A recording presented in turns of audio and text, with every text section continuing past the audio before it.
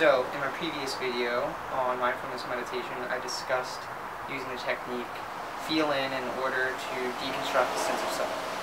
And today I'm going to talk a little bit about hear in, which is instead of using the emotional body, using the mental chatter or that voice inside your head as a focus area. So there's a lot of beneficial reasons for doing this, and the first is when you step back and you only observe the mental chatter and you don't participate in it or encourage it or push it away, it changes your relationship to it. It allows you to not take it as personal because you've gone to this place where you're just observing it instead of being caught up in it. So this increases your equanimity or your acceptance or well-being with that mental thought.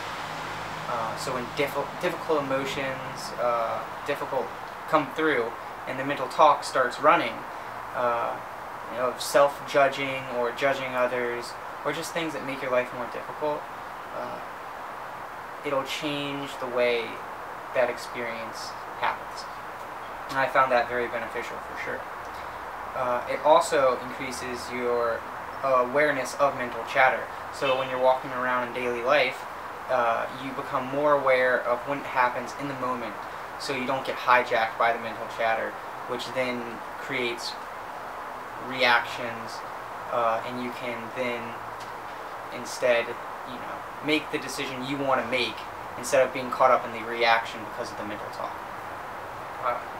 So now let's discuss how to meditate on mental talk. First, you need to find where in the mind the mental chatter is arising from. And it may be well-defined or ill-defined. So if it is kind of hard to find, that doesn't mean you still aren't hearing mental chatter and you can't meditate on it. But it definitely is a major, I would say, tool in order to find where that is arising. So for me, it's in the top back area of my head, about right here, sort of in the center.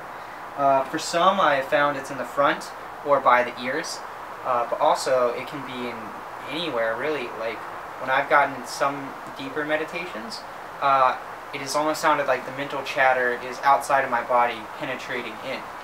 But don't look for that, just try and find where for you it is, because that may not be the case.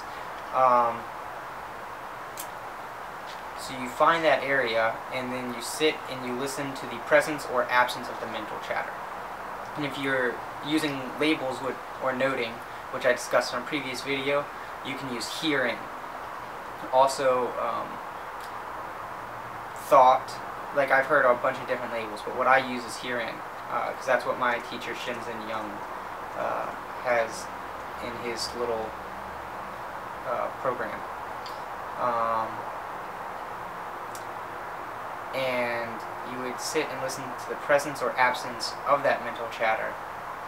And when you start to find yourself falling into the content of the mental chatter and participating, like, oh, I didn't do this today, instead I'm going to do that tomorrow at this time, just let go and start observing the mental chatter. And if it continues on with that, then just observe it.